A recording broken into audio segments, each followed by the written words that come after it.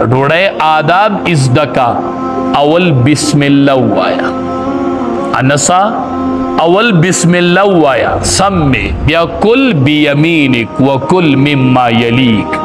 اول بسم الله وایا، بیا ډوډۍ په خلاص خورا او بیا د خپل مخې نه خورا. بسم الله وایا، په خلاص خورا او خپل مخې ته خورا. چې ته ماشوم په دې پوه کې چې دیسی دیسی کوا بچیا بسم الله به وای، په خلاص پې خوري او خپل مخې ته به خوراک.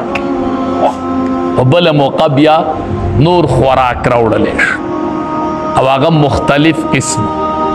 نو انس رضی الله تعالی عنہ د خپل مخې نه خوړ. نو نبی علیہ السلام ور الله سره واغستو، حدیث یې ولا وګرځو. وی چې کله خوراکونه مختلف نو بیا ته لاس ګرځولی شي. خوراک مختلف پروتی کنا، دلته یو سالن دی، دا بل دی، دا بل دی، نو بیا ته لاس ګرځولی شي. هغې کې بیا لاس ګرځولی شي چې مختلف قسمه سالنونه پراته، یو نه نوڼی غستی، د بل نه د بل نه د بل نه، خو چې یو قسم سالن یو لوښې نو هغې کې به نوڼی ګرځی نه، د خپلې مخې نه به چې مختلف قسمه نو بیا یې ګرځولی شي. څومره ښکلي آداب اخودل نبی کریم صلی الله علیه وسلم. نو عبدالله ابن سلام رضی الله تعالی عنہ فرمایي چې زه ورغلمه، ما چې ولید نو ډېر میړه ته پرېوت، نو لږ نږدې شو، وی تقریر شروع کو، یا ایها الناس، اے خلق. ما وی چې څه تقریر به خلکو ته کوي؟ وی ړومبۍ خبره مې وله د خولې نه واورېدله چې افشو السلام، چې سلام خور کوي. افشو السلام، سلام خور کوي. السلام علیکم ورحمت الله وبرکاتہ. سلام خور کوي، سلام. موږ به وایو لاړې او رالې او خیر رالې او ښه چارې، خدای دې وبخښه، رالې او لاړې. ها اول سلام ورچو نو چې بیا سلام ورچو نو وایو ورګه چې دې ړومبې ورواچي نو زه به پې ورواچو، او بیا چې ورچو نو په هغه چا ورچو چې څوک پیژن. د دواړو جهانو سردار وفرمایل په خپله مبارک اخله سلام ورچوئ په هغه چا چې تی پیژني او په هغه چا چې تی نه پیژني. په دواړو به سلام ورچئ. پیژنګلي او نه پیژنګلي په سلام کې نشته.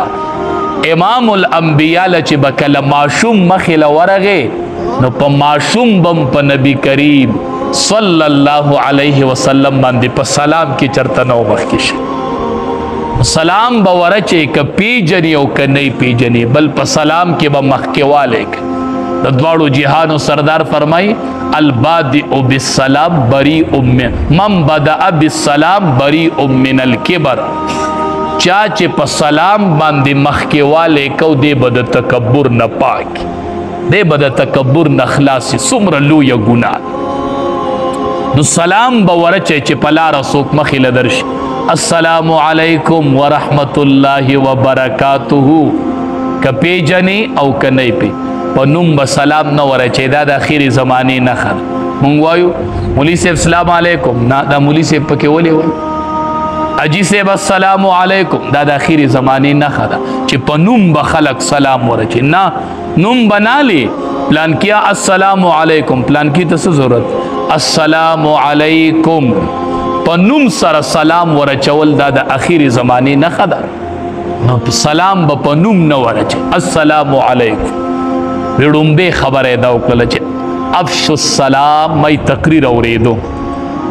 دویمه خبره یې وکړله وی چې اطعم الطعام، چې خلکو ته خوراک ورکوئ. خوراک خوروئ په یتیمانانو، په غریبانانو، په مالدارو، په میلمنو. اطعم الطعام، خوراک خوروئ، خوراک خوروئ. نو مونږ چې میلمه راشي نو چې د چای ټیم وي نو د ډوډۍ ورته وایو، چې د ډوډۍ ټیم وي نو د چای ورته وایو. دا یې روسخته وو که نه، او دا هم ښه طریقه د میلمه د روسختولو ورته وایي. ډوډۍ هم تیاره ده، خو په دې ټیم زمونږ د کلي نه ګاډۍ هم ځي، بیا به وروستو ګاډۍ نه میلاوي. نو مطلب دا که ډوډۍ خورې خو بیا وروستو ګاډۍ نه میلاویږي. نوره ستا خوښه ده. هغه میلمه و یاره دا تله به رالخي ځکه چې اوس ډوډۍ وخورم خو چې بیا ګاډۍ نه. نو داسې هغه میلمه روسختولي که نه. د پیغمبرانو شان دو ابراهیم علیه السلام له میلمانه راغله فوري طور سخې پوخ کړی حاضر کوي خورئ موږ خو خوراک نه کوو ابراهیم علیه السلام ویرید چې ولې خوراک نه کوي میلمه چې د سړي خوراک نه کوي نو سړی وایي ارادې راته خړي دي هغې ورته وی خفه کېږه مونږ فرشتي یو مونږ خوراک